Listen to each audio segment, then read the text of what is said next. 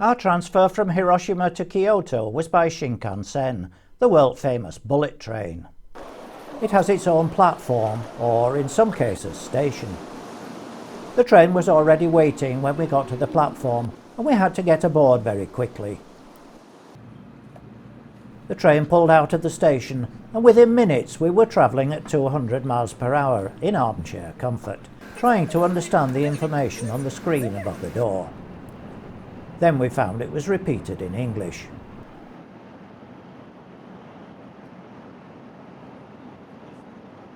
There wasn't room for our luggage on the train, so it went by road. Unfortunately, Super Typhoon Nanmadol closed the road behind us, so we didn't see our bags again for 3 days. After a couple of hours we arrived in Kyoto, where we had to leave the train rapidly because within 30 seconds it was off. From the station we went to the Ryoanji Temple complex.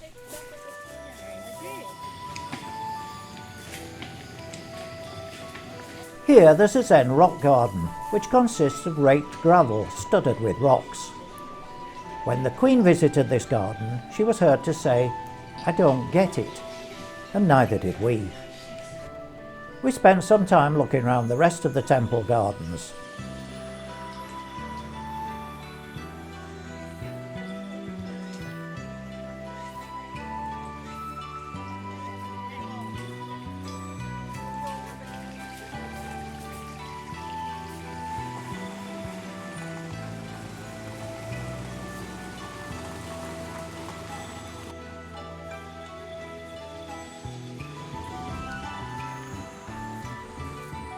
As we were leaving, we had a chance to talk to a group of young people and admire their kimonos.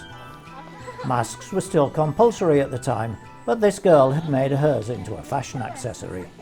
A short distance away is the entrance to the Kinkaku-ji Temple, where there are strict rules about smoking, eating, photography, and, above all, the carrying of pets. The lady with the brolly is our guide, Miyuki. On the edge of the lake is the magnificent Buddhist temple known as the Golden Pavilion. The original dates back to 1397, but was burnt down in 1950 by a novice monk with a mental illness. The present pavilion was built in 1955. It's not real gold, but wood painted a gold colour. It's surrounded by an excellent example of Japanese garden design.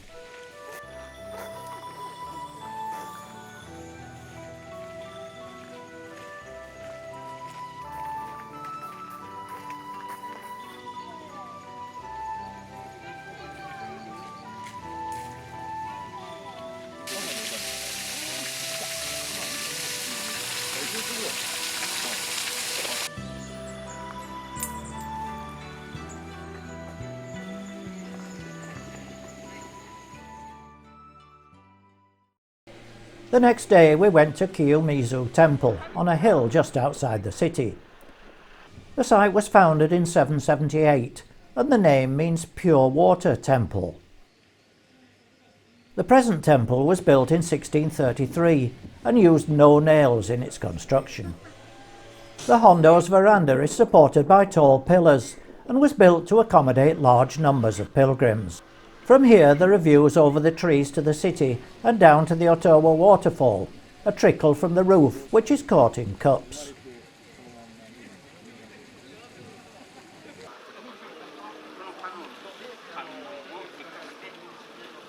A flight of steps passes the veranda's supports to get a closer look at the waterfall.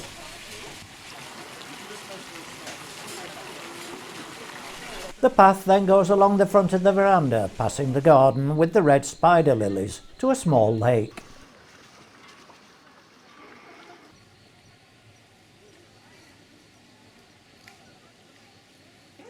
Leaving the temple complex, we walk down the shopping street, stopping to admire and purchase a yukata, a sort of simplified kimono.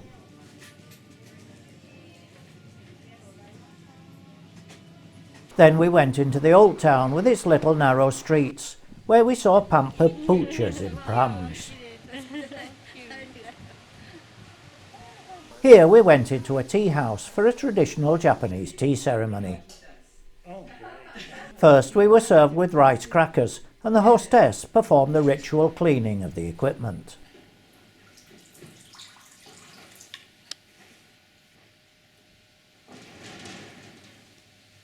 Next she added powdered green tea to a drinking bowl before pouring on boiling water.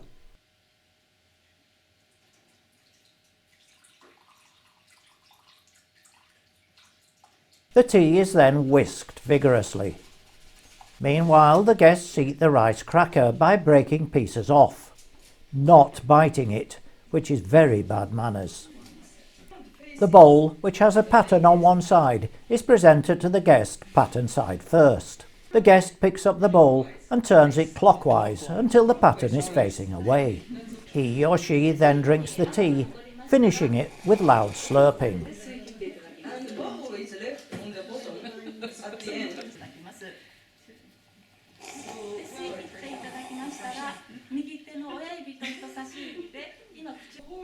The guest then turns the bowl anti-clockwise until the pattern faces her, and it's collected by a waitress.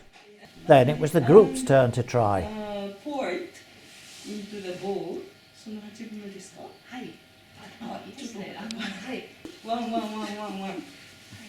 You draw and place near the shelf.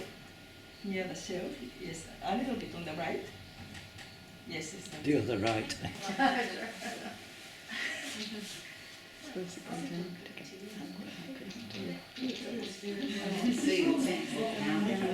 Then we left the tea house down narrow streets more suited to rickshaws than cars. Driving to the south side of the city, we were amazed to see a man taking a meerkat for a walk.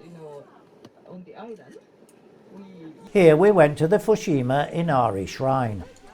Inari, the god of harvests, fertility, foxes, industry and worldly success, is a popular figure in both Shinto and Buddhist beliefs in Japan.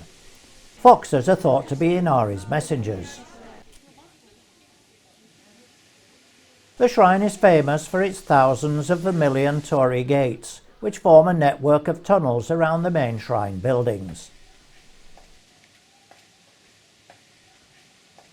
Many of the gates are inscribed with the names of the people or businesses who donated them.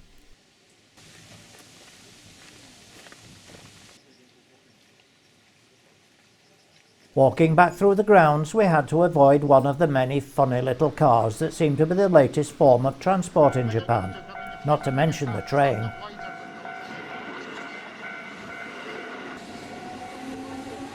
Then it was back to the hotel for the night.